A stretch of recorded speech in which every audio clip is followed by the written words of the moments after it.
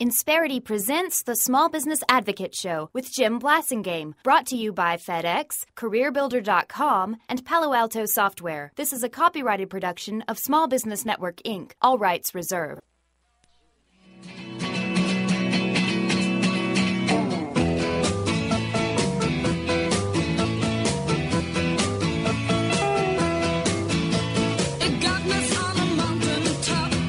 We're back at 7 till. I'm Jim Blasingame. Thank you very much for staying with me.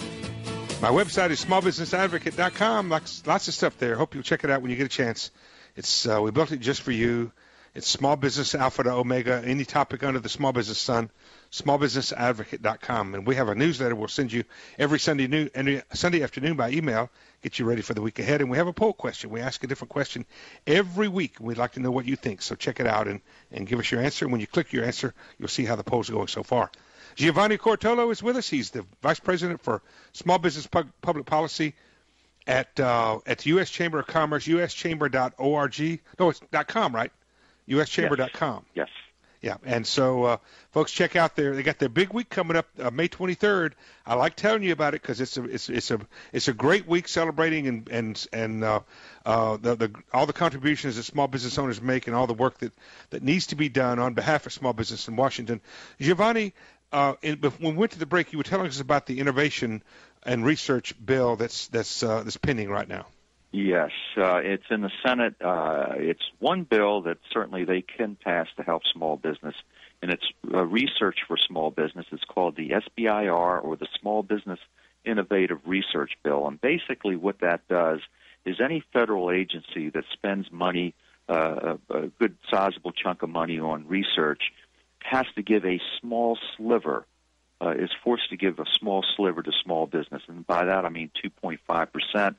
This bill would increase it to 3.5%, and it's good for the government because small businesses are really at the forefront of research, and if they didn't get this percentage, it would all go to big business. Mm-hmm. We want this thing passed. Unfortunately, over the last 3 or 4 years, it's been held up by a continuing resolution where they've continued the program, but on like 3 or 4 month leash. This would have it authorized for about an 8-year period, mm-hmm. and it was really tied up through a negotiation of how to include venture capital-backed businesses in the mix. Giovanni, I'm having a little trouble understanding something here.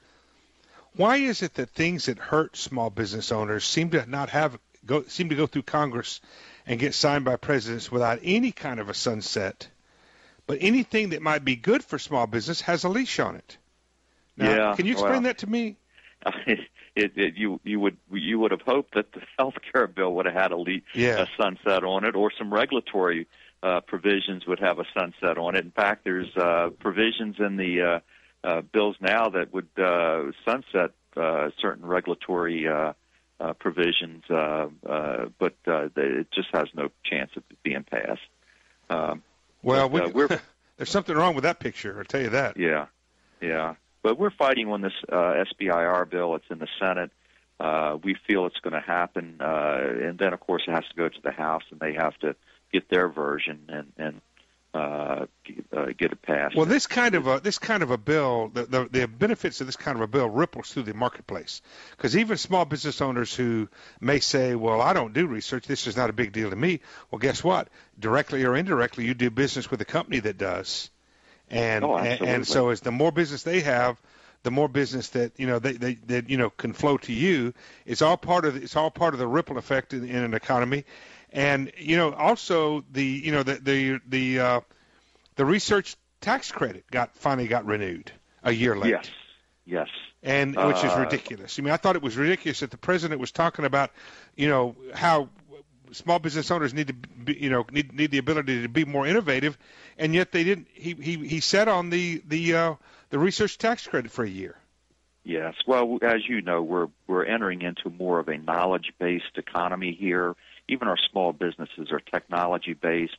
If you're not in the technology sector, you're using technology to make your business more efficient. And you see that if you're not using technology, you're going to be behind the curve. Right. So we need to promote that, and we need to make sure small businesses get a piece of that in the future. Folks, as we wrap up our visit with Giovanni, I just want to say to you again, May 23rd, look at your calendar, and if you can't make it to Washington to attend the event, by the way, can they when they go on the website, can they see how they can sign up and join you guys?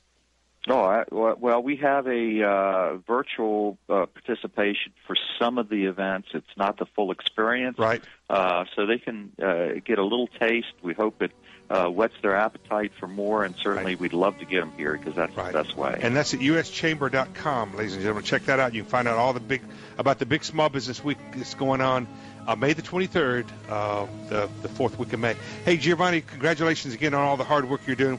We appreciate you very much, and we'll see you next time. Thank you, Jim. Giovanni Coratolo, ladies and gentlemen, with the U.S. Chamber. I got to go for this hour. I'm Jim Blasingame. I'll be back after the news.